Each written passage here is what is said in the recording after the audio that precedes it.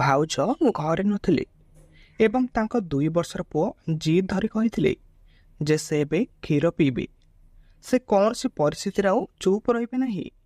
ତେଣୁ ମୁଁ ତାଙ୍କୁ ଛାତିରେ ଧରି ଖାଇବାକୁ ଦେବାକୁ ସ୍ଥିର କଲି। ଠିକ୍ ସେତିକିବେଳେ ଭାଇ କୋଠରୀକୁ ଆସିଲେ। ମୁଁ କୌଣସି ସିଟ୍ କଭର ମଧ୍ୟ ବାନ୍ଧିନଥିଲି। ଯେତେବେଳେ ଭାଇ ମୋତେ ସେଇ ଅବସ୍ଥାରେ ଦେଖିଲେ, ତାଙ୍କର ଆଖି ପୁରା ବଦଳିଗଲା। ସେ ମୋତେ ତାଙ୍କର ବିଛଣାରେ ଶୁଆଇ ଲଗାତାର 2 ଘଣ୍ଟା ପର୍ଯ୍ୟନ୍ତ ମୁଁ ଖାଲି ଚିତ୍କାର କରିବାକୁ ଲାଗିଲି। ମୋର ନାଁ ହେଉଛି ରେବତୀ ଏବଂ ମୋର ଭାଉଜର ନାଁ ହେଉଛି ଦୀପି। ବୋଉ ମୋର ସାଙ୍ଗ ଭଳି ଥିଲା। ମୋର ଭଉଣୀ ପରି ମାଉସୀ ମଧ୍ୟ ଥିଲେ। ଭାଇ ଆଉ ଭାଉଜ ସହରରେ ରହୁଥିଲେ ଏବଂ ମୋର ପିତାମାତାଙ୍କ ସହିତ ଗାଁରେ ରହୁଥିଲି। ପୁଅର ଜନ୍ମଦିନ ପାଇଁ ଭାଉଜ ମୋତେ 3 ଦିନ ପୂର୍ବରୁ ଡାକିଥିଲେ। ସେ 5 ବର୍ଷ ଧରି ବିବାହ କରିଥିଲେ ଏବଂ ଏହା ତାଙ୍କ ପୁଅର ପ୍ରଥମ ଜନ୍ମଦିନ ଥିଲା, ଯାହାକୁ କି ସେ ଧୁମଧାମର ସହିତ ପାଳନ କରିବାକୁ ଚାହୁଁଥିଲେ। ସେ ମୋତେ ସ୍ୱତନ୍ତ୍ର ଭାବେ ଡାକିଥିଲେ ଏବଂ ମୋତେ ବହୁତ ଅନୁରୋଧ ମଧ୍ୟ କରିଥିଲେ। ମୋର ଜନ୍ମଦିନ ମୁଁ ପ୍ରସ୍ତୁତ ହୋଇ ମୋର ଭାଉଜ ଘରେ ପହଞ୍ଚିଲି। ମୁଁ ସଜାସଜା ହଲ୍ରେ ପ୍ରବେଶ କରିବା ମାତ୍ରେ ଭାଇ ମୋତେ ଆଲିଙ୍ଗନ କଲେ। ଯେତେବେଳେ ମୁଁ ତାକୁ ଭାଉଜ ବିଷୟରେ ପଚାରିଲି, ସେ କହିଲା କି ଦୀପୁନ ବହୁତ କାନ୍ଦୁଛନ୍ତି, ସେଇଥିପାଇଁ ଦିବି ତାଙ୍କୁ କ୍ଷୀର ଖାଇବାକୁ ଭିତରକୁ ଯାଇଛନ୍ତି। ଜନ୍ମଦିନ ପାର୍ଟି ପ୍ରାୟ 1 ଘଣ୍ଟା ମଧ୍ୟରେ ଆରମ୍ଭ ହେବାକୁ ଯାଉଥିଲା। ମୁଁ ମୋର ଭାଇକୁ ଅନେକ ଦିନ ପରେ ଦେଖିଲି। ଜନ୍ମଦିନ ପରେ ଯେତେବେଳେ ମୁଁ ଅନ୍ୟ ଅତିଥିମାନଙ୍କ ପରି ମୋ ଘରକୁ ଯିବା ଆରମ୍ଭ କଲି, ମୋର ଭାଉଜ ମୋତେ ଅଟକାଇ ଦେଲେ। ସେ କହିଥିଲେ ଯେ ସମସ୍ତ ଅତିଥି ସକାଳେ ବିଦାୟ ନେଇଯିବେ ଏବଂ ତାପରେ ଆମେ ଦୁହେଁ ବୁଲିବାକୁ ବାହାରକୁ ଯିବୁ। ସେ ମୋତେ ବନ୍ଦ କରିବାକୁ କହିଥିଲେ। ଘରେ ରହିବା ସମୟରେ ମୁଁ ଏକ ବୋହୂ ପାଇବାକୁ ଅନୁମତି ମୋତେ ଦେଇଥିଲି। ପରଦିନ ସମସ୍ତେ ଅତିଥି ମଧ୍ୟ ଚାଲିଗଲେ ଏବଂ ପରେ ଭାଉଜ ଆଉ ମୁଁ ଏକାଠି ସମୟ ଅତିବାହିତ କରିବାକୁ ଉପଭୋଗ କଲେ। ମୋତେ ଘରେ ଅଲଗା କୋଠରୀ ଗୋଟେ ଦିଆଯାଇଥିଲା ଏବଂ ମୁଁ ସେଠାକୁ ଆସିବାର 3 ଦିନ ହୋଇଗଲା। ମୋର ଆସିବା ଦିନଠାରୁ ମୁଁ ଲକ୍ଷ୍ୟ କରୁଥିଲି ଯେ ଦୀପୁନ ତାଙ୍କର ମାଆଙ୍କୁ ବହୁତ ଅସୁବିଧାରେ ପକାଉଛନ୍ତି। ଭାଇ ଆଉ ଭାଉଜ ପରସ୍ପର ସହ ସମୟ ବିତାବାକୁ ଆଉ ସୁଯୋଗ ମଧ୍ୟ ପାଇନଥିଲେ। ତେଣୁ ଦିନେ ମୁଁ ମୋର ଭାଉଜକୁ କହିଥିଲି ଯେ ବର୍ତ୍ତମାନ ଦୀପୁନକୁ 2 ବର୍ଷ ହୋଇଯାଇଛି ଏବଂ ସେ ତାଙ୍କର ମାଆକୁ ଏତେ ଆବଶ୍ୟକ ଆଉ କରିବେ ନାହିଁ। ତୁମେ ତାଙ୍କୁ ଦିନେ ମୋ ସହିତ ମଧ୍ୟ ଛାଡ଼ି ଦେଇପାରିବ ଏବଂ ତୁମେ ଦୁହେଁ ବୁଲିବାକୁ ବାହାରକୁ ଯାଅ। ଭାଉଜ କହିଛନ୍ତି ଯେ ଦୀପୁନ ମୋ ସହ ଆଉ ରହିବେ ନାହିଁ। ମୁଁ ତାଙ୍କୁ ପ୍ରତିଶ୍ରୁତି ଦେଇଥିଲି ଯେ ମୁଁ ଦୀପୁନଙ୍କର ଭଲ ଯତ୍ନ ନେବି। ତାପରେ ମୋ ଉପରେ ବିଶ୍ୱାସ କରି ଭାଉଜ ପରଦିନ ଭାଇ ସହିତ ବାହାରକୁ ଗଲେ। ସେଦିନ ଦୀପୁନ ଦିନସାରା ମୋ ସହିତ ହିଁ ଥିଲେ। ମୁଁ ତାଙ୍କୁ ବହୁତ ଭଲ ଭଲ ଖାଇବା ଖାଦ୍ୟ ମଧ୍ୟ ରାନ୍ଧିକି ଦେଲି। ସେ ବହୁତ ଖୁସିରେ ମୋ ସହିତ ରହିବାକୁ ଲାଗିଲେ। ସନ୍ଧ୍ୟା 8ଟାରେ ଭାଉଜ ଘରକୁ ଆସିଲେ ଏବଂ ଦୀପୁନ ମୋ ପାଖରେ ଖେଳୁଥିବାର ଦେଖି ଆଶ୍ଚର୍ଯ୍ୟ ହୋଇଗଲି।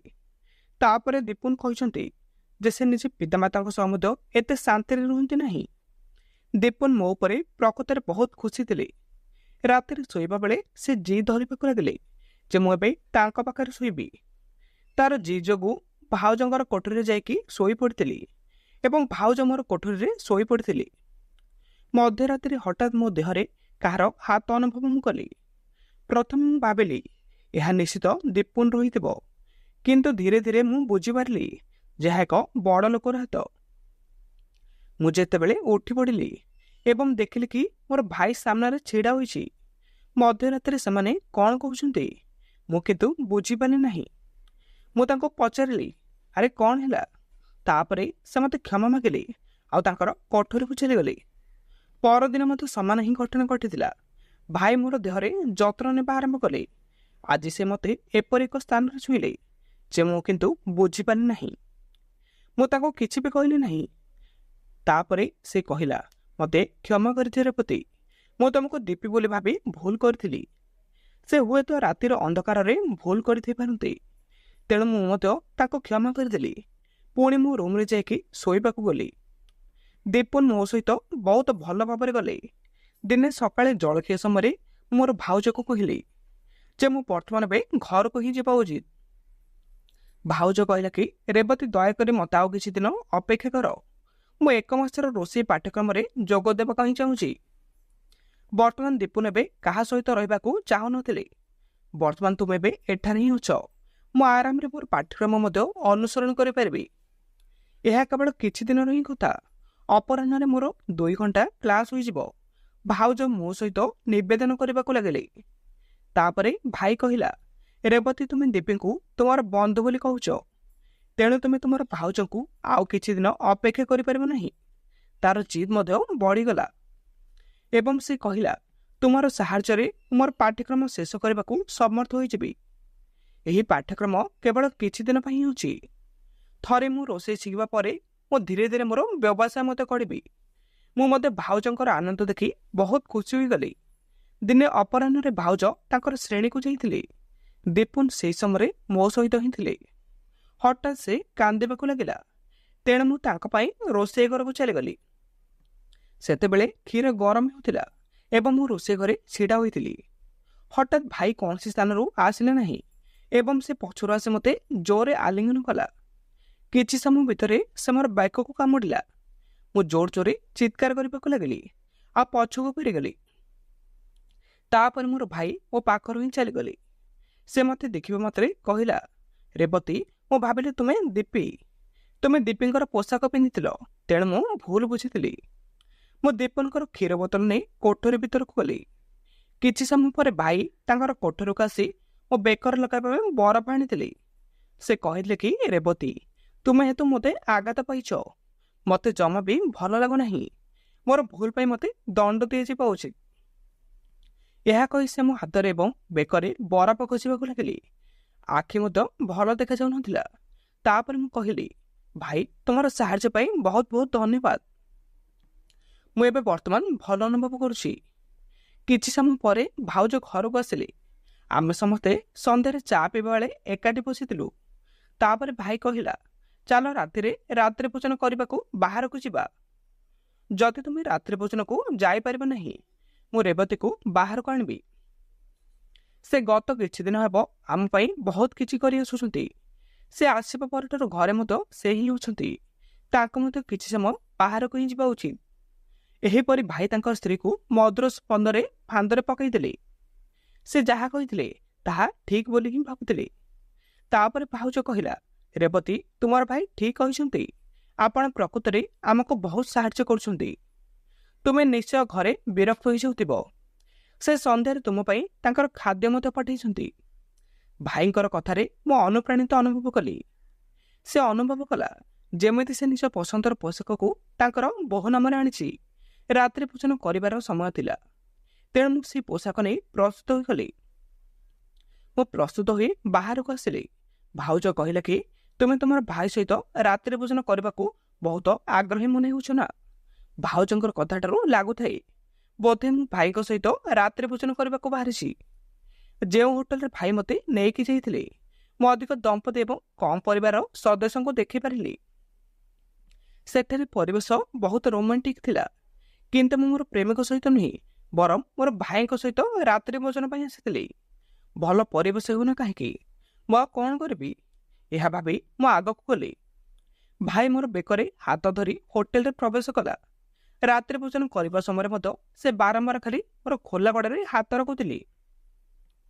ପ୍ରତ୍ୟେକ ଥର ମୁଁ ତାଙ୍କଠାରୁ ଦୂରେଇ ଗଲି। ସେ ଖାଲି ମୋର ପାଖକୁ ହିଁ ଆସୁଥିଲେ। ଯଥାସମ୍ଭବ ରାତ୍ରି ଭୋଜନ ସାରିବା ପରେ ଆମେ ଘରେ ପହଞ୍ଚିଲୁ। ତାପରେ ମୁଁ ରାତି ପାଇଁ ଭାଉଜର କୋଠରୀରେ ଶୋଇବାକୁ ହିଁ ମନା କରିଦେଲି। ସେଦିନ ରାତିରେ ମୁଁ ଅନୁଭବ କଲି ଯେ ମୋ ହେତୁ ଭାଉଜ ଏବଂ ଭାଇର ପରସ୍ପର ସହ ସମୟ ବିତାଇବାକୁ ଆଉ ସୁଯୋଗ ପାଇଲେ ନାହିଁ। ରାତିରେ ମୁଁ ମୋ ଭାଉଜ ସାମ୍ନାରେ ମୋର ଭାଇକୁ କହିଲି, ଆଜି ତୁମେ ତୁମର ରୁମ୍ରେ ହିଁ ଶୋଇଛ। ମୋ ହେତୁ ତୁମ ଦୁଇ ଜଣଙ୍କ ମଧ୍ୟରେ କୌଣସି ଦୂରତା ଆଉ ରହିବା ଉଚିତ ନୁହେଁ। ଏହା ଉପରେ ଭାଇ ମଧ୍ୟ କହିଛନ୍ତି ଆମକୁ ଏକାଠି ଶୋଇବାର କୌଣସି ଆବଶ୍ୟକତା ହିଁ ନାହିଁ। ଏହା କହି ସେ କୋଠରୀକୁ ଚାଲିଗଲି। ଭାଇର ଚେହେରା ଦୁଃଖୀ ଦେଖାଯାଉଥିଲା। ମୁଁ ତାଙ୍କୁ ପଚାରିଲି, ଭାଇ, ସବୁକିଛି ଠିକ୍ ଅଛି କି? ଭାଇ କହିଲେ, ମୁଁ ତୁମକୁ ପୂର୍ବ ପରି ହିଁ ଭଲ ପାଏ। ପ୍ରସବ ପରେ ମୋର ସ୍ୱାସ୍ଥ୍ୟ ବହୁତ ଖରାପ ହୋଇଯାଇଛି ଏବଂ ମୋର ଓଜନ ମଧ୍ୟ ବୃଦ୍ଧି ପାଇଯାଇଛି। ସେବେଠାରୁ ତୁମର ଭାଇମାନେ ମୋ ଠାରୁ ଟିକେ ଦୂରରେ ରହିବାକୁ ଲାଗିଲେ। କିନ୍ତୁ ମୁଁ ଶୀଘ୍ର ନିଜ ପାଇଁ ଏବଂ ସେମାନଙ୍କ ପାଇଁ ମଧ୍ୟ ପତଳା ହିଁ ହୋଇଯିବି। ତାପରେ ସେ ମୋତେ ପଚାରିବାକୁ ଲାଗିଲେ, ତୁମେ ଏପର୍ଯ୍ୟନ୍ତ ବିବାହିତ କି? ତୁମେ ବର୍ତ୍ତମାନ 24 ବର୍ଷ ହୋଇଛ ଏବଂ ତୁମେ ବିବାହିତ ହିଁ କରିବା ଉଚିତ। ଏହା ଉପରେ ମୁଁ କହିଲି, ମୋର ଏବେ ଶନି ଦୋଷ ଅଛି। ଅଭିଭାବକମାନେ କୁହନ୍ତି ଯେ ଶନି ଦୋଷ ସହିତ ଜଣେ ଝିଅ କେବଳ ଶନି ଦୋଷଙ୍କ ସହିତ ହିଁ ବିବାହ କରିବା ଉଚିତ। ମୋର ବୟସ 24 ବର୍ଷ ଥିଲା, କିନ୍ତୁ ମୁଁ ମୋର ସିଦ୍ଧ ଜୀବନ ସାଥିଟି ମଧ୍ୟ ପାଇନାହିଁ। ସେଥିପାଇଁ ମୁଁ ଏପର୍ଯ୍ୟନ୍ତ ଅବିବାହିତ ଅଟେ। ତାପରେ ଭାଉଜ କହିଲା, ଯେକୌଣସି ପୁରୁଷ ତୁମ ପରି ସୁନ୍ଦର ଆକୃତିର ଝିଅ ଉପରେ ଖରାପ ଆଖି ପକାଇପାରେ। ଆପଣ ପୁରୁଷମାନଙ୍କ ସହିତ ଟିକେ ସତର୍କ ହେବା ଉଚିତ। କଥାବାର୍ତ୍ତା ବେଳେ ଆମେ ଶୋଇପଡ଼ିଥିଲୁ। ପରଦିନ ଭାଉଜ ତାଙ୍କର ଶ୍ରେଣୀକୁ ଗଲେ। ସେତେବେଳେ ଦୀପୁନ ମୋ ସହ ଖେଳୁଥିଲି। ଖେଳିବା ବେଳେ ସେ ଖେଳୁ ଖେଳୁ ଶୋଇପଡ଼ିଥିଲେ ଏବଂ ମୁଁ ମଧ୍ୟ ତାଙ୍କର ପାଖରେ ଶୋଇପଡ଼ିଥିଲି। କିଛି ସମୟ ପରେ ଦୀପୁନ ଶୋଇବା ସମୟରେ କାନ୍ଦିବାକୁ ଲାଗିଲେ ଏବଂ ମୋତେ ତାଙ୍କର ମା ବୋଲି ଭାବିବାକୁ ହିଁ ଲାଗିଲେ। ମୁଁ ଯେତେବେଳେ ମୋର ଭାଉଜଙ୍କୁ ଡାକିଲି ଯେ ଦୀପୁନ ଏଠାରେ କାନ୍ଦୁଥିଲେ, କିନ୍ତୁ ସେ ରୋଷେଇ ଶ୍ରେଣୀରେ ହିଁ ପାଠ ପଢ଼ୁଥିଲେ, ସେଇଥିପାଇଁ ମୁଁ ମୋର ଫୋନ୍ର ଆଉ ଉତ୍ତର ଦେଇପାରିଲି ନାହିଁ। ଆଜି ଦୀପୁନ ମୋତେ ତାଙ୍କର ମା ବୋଲି ଭାବୁଥିଲେ। ତାଙ୍କୁ ଶାନ୍ତ କରିବା ପାଇଁ ମୁଁ ତାଙ୍କୁ 1 ବୋତଲ କ୍ଷୀର ମଧ୍ୟ ଦେଲି, କିନ୍ତୁ ସେ କ୍ଷୀର ପିଇବାକୁ ପ୍ରସ୍ତୁତ ହିଁ ନଥିଲେ। ବହୁତ ସମୟ ମଧ୍ୟ ବିତି ଯାଇଥିଲା, କିନ୍ତୁ ସେ କାନ୍ଦିବା ମଧ୍ୟ ବନ୍ଦ କଲେ ନାହିଁ। ଶେଷରେ ମୁଁ ତାଙ୍କୁ ମୋର କୋଳରେ ନେଲି ଆଉ ତାକୁ ସାନ୍ତ୍ୱନା ଦେଲି। ମୁଁ ତାଙ୍କୁ ମୋର ଛାତିରେ ମଧ୍ୟ ଆଲିଙ୍ଗନ କଲି, ଯେପରି ସେ ମୋର ମା ପରି ଅନୁଭବ କଲା। ଭାଉଜ ଘରକୁ ଆସିବା ପର୍ଯ୍ୟନ୍ତ 1 ଘଣ୍ଟା ହିଁ ଥିଲା ଏବଂ ଦୀପୁନ ଏତେ କାନ୍ଦିବା ସହିତ ମୋତେ ଆରାମ ଲାଗିଲା ନାହିଁ।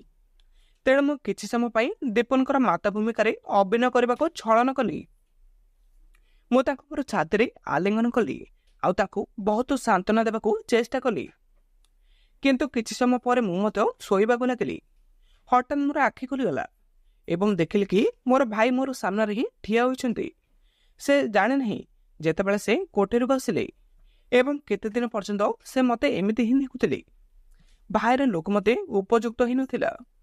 ଦୀପୁନକୁ ଶାନ୍ତ କରିବା ପାଇଁ ମୁଁ ତାକୁ ମୋର ଛାତିରେ ଆଲିଙ୍ଗନ କଲି, କିନ୍ତୁ ପରେ ମୁଁ ମୋର ପୋଷାକ ସଜାଡ଼ିବାକୁ ଭୁଲି ହିଁ ଯାଇଥିଲି ଏବଂ ଯେକୌଣସି ପ୍ରକାରରେ ମୁଁ ଶୋଇପଡ଼ିଲି। ଭାଇ ମୋର ଅବସ୍ଥାକୁ ଚାହିଁଲା ଏବଂ ମୋର ଆଖି ମଧ୍ୟ ଲାଲ ହୋଇଗଲା। ତାପରେ ମୁଁ ଶୀଘ୍ର ମୋର ପୋଷାକ କାଢ଼ି ନେଲି। ମୋର ହାତ ମୋତେ ବିଛଣା ଆଡ଼କୁ ଟାଣି ନେଲା। ମୁଁ ବହୁତ ଡରିଗଲି, କିନ୍ତୁ ମୋର ଭାଇ ସହିତ ସବୁବେଳେ ଭିନ୍ନ ହିଁ ସମ୍ପର୍କ ରହିଲା। ତାପରେ ଭାଇ ମୋତେ କିଛି ଶାନ୍ତ କଲା। ତାପରେ ଭାଉଜ ଶ୍ରେଣୀରୁ ପୁଣି ଥରେ ଫେରି ଆସିଲା ଏବଂ ସେ ଆମକୁ ଭିନ୍ନ ଆଖିରେ ଚାହିଁଲା ଏବଂ ସାଙ୍ଗେ ସାଙ୍ଗେ ଆମ ଭିତରୁ ଦୀପୁନକୁ ଉଠେଇଲା। ଭାଉଜର ଆଚରଣ ଦେଖି ଅଲଗା ହିଁ ଲାଗିଲା। ଆଜିକାଲି ତୁମେ ଦୀପୁନକୁ ଗ୍ରହଣ କର, ଯେହେତୁ ତୁମେ ତାଙ୍କ ସହିତ ଅଧିକ ସଂଲଗ୍ନ ହେବା ଆରମ୍ଭ କରିଛ। ତାଙ୍କର ପିତାଙ୍କୁ ମଧ୍ୟ ତୁମ ସହିତ ସଂଲଗ୍ନ କରିବାକୁ ଚେଷ୍ଟା କର ନାହିଁ। ମୋର କାନ୍ଧରେ ମୋର ହାତ ରଖି କହିଲା, ଆଦୌ ତମେ ବି ଚିନ୍ତା କର ନାହିଁ। ତୁମର ମଧ୍ୟ ଖରାପ ନୁହେଁ ଏବଂ ତୁମର ସାଙ୍ଗ ମଧ୍ୟ ନୁହେଁ। ମୋର ଶାଶୁ କହିଛନ୍ତି ଯେ ଆଜି ତାଙ୍କର ଶ୍ରେଣୀର ଶେଷ ଦିନ ଏବଂ ଯେତେବେଳେ ତାଙ୍କର ଶ୍ରେଣୀ ସମାପ୍ତ ହେବ ମୋତେ ମୋର ଘରକୁ ହିଁ ଯିବାକୁ ପଡ଼ିବ। ଘରକୁ ଯିବାର କାରଣ ହେଲା ଭାଇ ଏବଂ ମୋ ମଧ୍ୟରେ ସମ୍ପର୍କ ଅଲଗା ହେବାକୁ ହିଁ ଲାଗିଲା। ତୁମର ଭାଇ ବିବାହିତ ଏବଂ ତାଙ୍କର କୌଣସି ଦୋଷ ନାହିଁ। ମୁଁ ଯାହା କହିଥିଲି ସେଥିପ୍ରତି ମୋର ଧ୍ୟାନ ନଥିଲା। ପରଦିନ ଭାଇ ତାଙ୍କର ଶ୍ରେଣୀକୁ 8ଟାରେ ଛାଡ଼ି ଚାଲିଗଲା, ଯେପରି ଆଜି ତାଙ୍କର ଶେଷ ଦିନ ଥିଲା। ପୂର୍ବ ପରି ଭାଇ ମଧ୍ୟ ଠିକ୍ ସମୟରେ ଅଫିସକୁ ଚାଲିଗଲେ, କିନ୍ତୁ ଭାଉଜ ଶାଶୁଘରୁ ବାହାରି ମୋତେ 1 ଗ୍ଲାସ ପାଣି ନେଇ ତାଙ୍କର କୋଠରୀକୁ ଡାକିଲେ। ମୁଁ 1 ଗ୍ଲାସ ପାଣି ନେଇ ଭାଇଙ୍କର କୋଠରୀକୁ ଗଲି। ମୁଁ ମଧ୍ୟ ତାଙ୍କୁ 1 ଗ୍ଲାସ ପାଣି ଦେଲି। ଭାଇ କହିଲେ କି, ରେବତୀ, ତୁମେ ମୋତେ ଆଉ କେତେ ସମୟ ଅପେକ୍ଷା ହିଁ କରିବ? ଗତକାଲି ତୁମକୁ ସେଇ ଅବସ୍ଥାରେ ଦେଖି ମୁଁ ବହୁତ ଦୁଃଖ ଅନୁଭବ କଲି। ଦୀପୀଙ୍କର ଆଖି ପୁରା ଉଜ୍ଜଳ ହିଁ ଥିଲା। ମୁଁ ଆଜି ଦିନସାରା ଆଉ ଘରେ ନାହିଁ। ଆଜି ଆମ ସହିତ ଦିନସାରା ପରସ୍ପର ସହ ସମୟ ବିତେଇବାକୁ ଯାଇଛି। ମୁଁ ମଧ୍ୟ ଭାଇଙ୍କ ସହ ସହମତ ହେଲି, କିନ୍ତୁ ତାଙ୍କୁ ଏ ପ୍ରଶ୍ନ ପଚାରିଦେଲି। ମୁଁ ଭାବୁନାହିଁ ତୁମେ ଏବେ ବିବାହିତ ଏବଂ ତୁମେ ମୋର ନିକଟତର ଆସୁଛ। ଯଦି ତୁମର ସମ୍ପର୍କ ମଧ୍ୟ ଭାଙ୍ଗିଯାଏ ନା, ତେବେ ତୁମର ଭାଉଜ ଖରାପ ଅନୁଭବ କରିବେ। ତେବେ ତୁମେ ତାଙ୍କୁ କିପରି ଉତ୍ତର ଦେବ? ଭାଇ ଅତ୍ୟଧିକ ଆଉ ଦୀପୀଟି ମଧ୍ୟ କେବଳ ମୋର ପତ୍ନୀ। ମୁଁ ତାଙ୍କୁ ଆଉ ଭଲ ପାଇ ନାହିଁ। ଦୀପୁନ ତୁମକୁ ମୋର ମା ବୋଲି ମନେ କରେ। ତାପରେ ଭାଇ ହସି ହସି ମୋତେ କୋଳରେ ନେଇଗଲେ। ମୁଁ ମଧ୍ୟ ସ୍ନେହରେ ତାଙ୍କର କୋଳକୁ ଚାଲିଗଲି। ଭାଇ ମୋର ସ୍କାର୍ଫ ଫିଙ୍ଗିଥିଲେ, ମୋର ଛାତି ଦବାଇ ଦେଲେ। ତାପରେ ଆମ ରୁମ୍ର ମଧ୍ୟ କବାଟ ଖୋଲିଗଲା ଏବଂ ଭାଉଜ ଆମର ସାମ୍ନାରେ ମଧ୍ୟ ଠିଆ ହୋଇଗଲି। ସେଠାରେ ମୁଁ ଭାଇର ହାତ ଦେଖିଲି। ମୋର କୋଳରେ ଦେଖି ପୁରା ଆଶ୍ଚର୍ଯ୍ୟ ହୋଇଗଲି। ମୁଁ ଭାଇକୁ ମୋର ପାଖରୁ ଠେଲିଦେଲି ଏବଂ ଭାଉଜ ପାଖରେ ଠିଆ ହୋଇଗଲି। ଭାଇ ଭାଉଜକୁ କହିଲା, ଦିବ୍ୟ ତୁମେ ଯେତେବେଳେ ରେବତୀକୁ ତାଙ୍କର ଘରକୁ ପଠାଉଛ, ମୁଁ ମୋର ଫାଇଲ ଆଣିବାକୁ ଯାଉଛି। ରେବତୀ ସୁଯୋଗ ନେଇ ମୋତେ ଆଲିଙ୍ଗନ କରିଦେଲା। ଭାଇ ମୋ ବିଷୟରେ ଖରାପ ଜିନିଷ ବିସ୍ତାର କଲା। ସେ ଭାଉଜଙ୍କୁ କହିଥିଲେ ଯେ ମୁଁ ତାଙ୍କ ସହ ସମ୍ପର୍କ ରଖିବାକୁ ଚାହୁଁଛି ଏବଂ ମୁଁ ସବୁ କିଛି ମଧ୍ୟ ଶୁଣି ସାରିଛି। ଯେତେବେଳେ ରେବତୀ 1 ଗ୍ଲାସ ପାଣି ନେଇ ଏହି କୋଠରୀକୁ ଆସିଲା, ମୁଁ ଫୋନରେ ସବୁ କିଛି ଶୁଣି ନେଇଥିଲି। ଗତକାଲି ରାତିରେ ରେବତୀ ମୋତେ ତୁମର ସତ୍ୟ କହିଥିଲି। ମୁଁ ଅଜାଣତରେ ରେବତୀଙ୍କୁ ଦୋଷ କାଲି ଦେଇଥିଲି, କିନ୍ତୁ ବର୍ତ୍ତମାନ ମୁଁ ଏବେ ସବୁ କିଛି ଜାଣିସାରିଛି। ମୁଁ ଜାଣିବାକୁ ଆସିଛି ଯେ ଆପଣ କାହିଁକି ରେବତୀଙ୍କୁ ଏଠାରେ ରହିବାକୁ ଜିଦ୍ ଧରିଥିଲେ। ଗତକାଲି ରାତିରେ ସେ ଆପଣଙ୍କ ସହିତ ଏକ ପ୍ରକୃତ ନାଟକ ପ୍ରକାଶ କରିବାକୁ ତୁମ ସହିତ ଏକ ନାଟକ ମଧ୍ୟ ଖେଳିଥିଲେ। ତୁମେ ନିଶ୍ଚୟ ଜଣେ ମହିଳା, ଆଉ ଜଣେ ମହିଳା କର୍ମଚାରୀକୁ ନିର୍ଯାତନା ହିଁ ଦେଉଛ। ସେଇଥିପାଇଁ ତୁମେ ତୁମର ଚାକିରି ମଧ୍ୟ ହରାଇ ବସିଛ। ବର୍ତ୍ତମାନ ମୁଁ ଏବେ ବୁଝିପାରୁଛି ତୁମେ କାହିଁକି ପ୍ରତି ମାସରେ ଚାକିରିଟି ବଦଳୁଛ। ତୁମେ ମୋତେ ପ୍ରତାରଣା କରୁଛ। ଝିଅମାନେ ବାହାରେ ଥିଲେ କିନ୍ତୁ ଟଙ୍କା ନଷ୍ଟ କରିବାରେ ଲାଗି ପଡ଼ିଲେ, ପୁଣି ଥରେ ମୋତେ ଭୁଲ ସମ୍ପର୍କ ରଖିବାକୁ ମନାଇବା ପାଇଁ। କିନ୍ତୁ ମୁଁ ମୋର ଭାଉଜକୁ ବିପଦରେ ପକାଇ ପାରିଲି ନାହିଁ। ମୁଁ ଶେଷରେ ଗତକାଲି ରାତିରେ ତାଙ୍କର ସ୍ୱାମୀ ମୋତେ କିପରି ଅନୁସରଣ କରୁଥିଲେ ସେ ବିଷୟରେ ମୁଁ ସତ୍ୟ ସବୁ କହିଦେଇଥିଲି। ତାପରେ ଭାଉଜ ମୋତେ କହିଲା ଯେ ରେବତୀ, ତୁମେ ମୋର ଜୀବନକୁ ଭାଙ୍ଗି ନାହଁ, କିନ୍ତୁ ତୁମେ ଆଜି ମୋତେ ବହୁତ ସାହସ ଦେଇଛ। ଏହି କାରଣରୁ ମୋର ସ୍ୱାମୀଙ୍କ ବିଷୟରେ ସତ୍ୟ ମୋର ସାମ୍ନାରେ ହିଁ ବାହାରିଗଲା। ନଚେତ୍ ତାଙ୍କ ପାଇଁ ମୁଁ ସବୁ କିଛି ହିଁ କରୁଥିଲି, କିନ୍ତୁ ମୁଁ କିଛି ବି ବୁଝିପାରୁନଥିଲି। କିନ୍ତୁ ସେ ବାହାରେ ଝିଅମାନଙ୍କୁ ଗୋଡ଼େଇବାରେ ହିଁ ବ୍ୟସ୍ତ ଥିଲେ। ସେ ନିଜର ପତ୍ନୀକୁ କେବେ ବି ଠିକ୍ ଭାବରେ ହିଁ ଦେଖୁନଥିଲେ, କିମ୍ବା ସେ ମୋର କଠିନ ପରିଶ୍ରମକୁ ପ୍ରଶଂସା ହିଁ କରୁନଥିଲେ। ମୋତେ ଧନ୍ୟବାଦ ଜଣାଇଲେ ଏବଂ ମୁଁ ତାଙ୍କୁ ନକଲି ସମ୍ପର୍କରୁ ବାହାରିବାରେ ବହୁତ ସାହାଯ୍ୟ କରୁଥିଲି। ବର୍ତ୍ତମାନ ଭାଉଜ କେବଳ ଜଣେ ମାତା ଏବଂ ଦୟାଳୁ ହିଁ ଅଟନ୍ତି। ଭାଉଜ ଜଣେ ସ୍ୱାଧୀନ ମହିଳା ଭାବରେ ବାସ କରୁଛନ୍ତି। ବନ୍ଧୁଗଣ, ମୁଁ ଆଶା କରୁଛି ମୋର ଏହି କାହାଣୀଟି ଆପଣମାନଙ୍କୁ ନିଶ୍ଚୟ ପସନ୍ଦ ଆସିଥିବ। ଯଦି ପସନ୍ଦ ଆସେ ତେବେ ମୋର ଏହି ଭିଡ଼ିଓ ଲାଇକ୍, ସବସ୍କ୍ରାଇବ୍ ଆଉ ସମସ୍ତ ପାଖକୁ ସେୟାର କରନ୍ତୁ। ବନ୍ଧୁଗଣ, ଆଜି ପାଇଁ ଏତିକି। ପୁଣି ଦେଖାହେବା ଆଉ ଏକ ନୂଆ ଭିଡ଼ିଓରେ ଏମିତି ଏକ ସୁନ୍ଦର କାହାଣୀ ସହିତ। ବର୍ତ୍ତମାନ ମୁଁ ରହୁଛି।